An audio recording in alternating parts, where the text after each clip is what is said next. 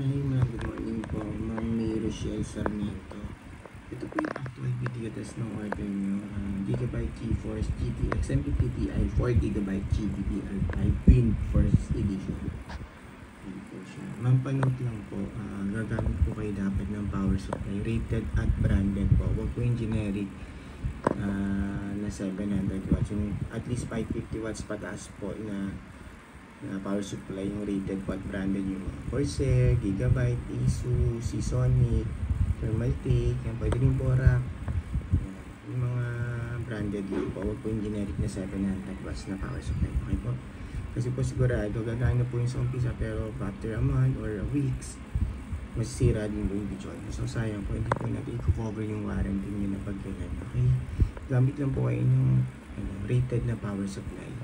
Ito po yung power supply. May 16 part connector po yan. Sasaksak na yung magalalim sa power supply. Pag hindi po bawal po alisin yung mga warranty sticker o buksan yung video kahit para po in case magka-problem kapalitan po namin yan. Pero pag binuksan nyo po yung video kahit inalis yung mga warranty sticker, void po yung warranty. So paano natin po mahalaga po yung mga warranty sticker. Kasi hindi masyadong pinilito na.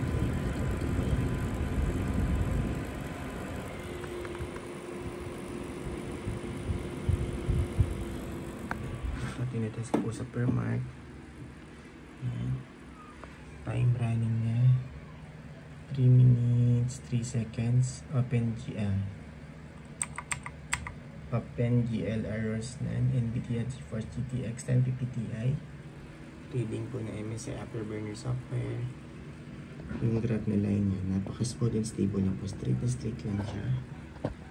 Yung buong screen, buong view, wala pong kahit anong issue, walang random restart or random shutdown, walang hang and freeze, wala din pong BSOD at card-based display na lumalabas. Napaka-smooth and stable lang po, guaranteed po namin yan, Ma'am May Rochelle Sarmiento. Wala po kayo magiging sakit ng ulo or problem. Basta po yung power supply nyo, rated at branded lang po. 550 watts pataas, safe na po kayo doon.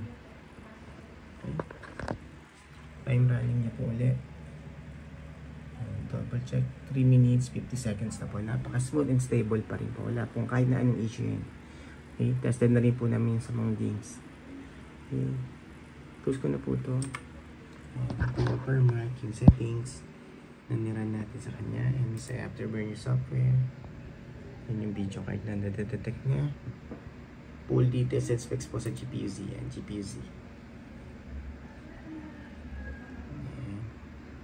Sensor natin yan. Lahat naman po may reading yan. Okay? Driver check. Pinaka-importante po na naka-install yung driver yan. Kasi pag hindi po naka-install yan, maglalag po kayo sa game. Sakala nyo sira yung video card. So, importante po yan na double check na naka-install yung driver.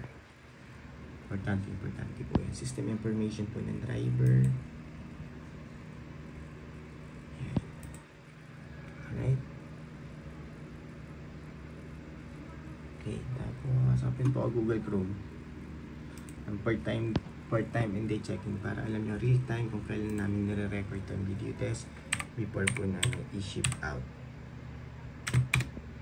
10:33 AM Saturday, July 13, 2024. Yan po yung current date and time natin nung nire-record po itong video test before po namin i-ship out. Yan, isa pa.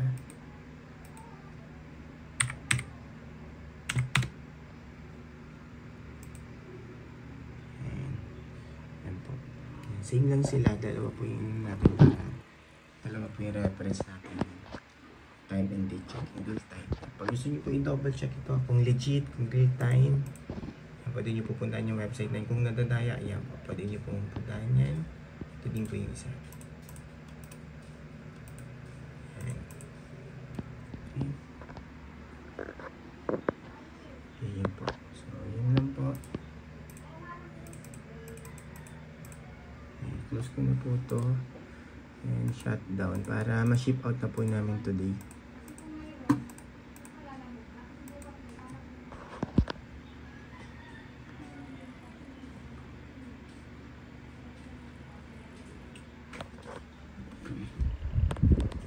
Yan po yung fines. Buo po yan. Walang putol, walang sira. Okay. Uli nyo lang po. Lumayin ko lang, Ma'am May. power supply nyo po, rated at branded lang po. 550 watts, pwede nyo po yun. Huwag po yung generic na power supply na 700 watts, okay? 550 watts, pwede nyo po yun. Basta rated at branded. May 6-pin power connector po yun ng mga galing sa power supply.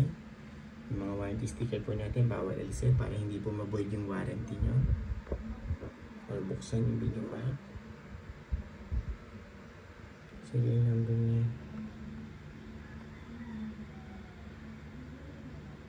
Okay. Yun lang po, Ma'am Mary siya. Thank you po. Bye.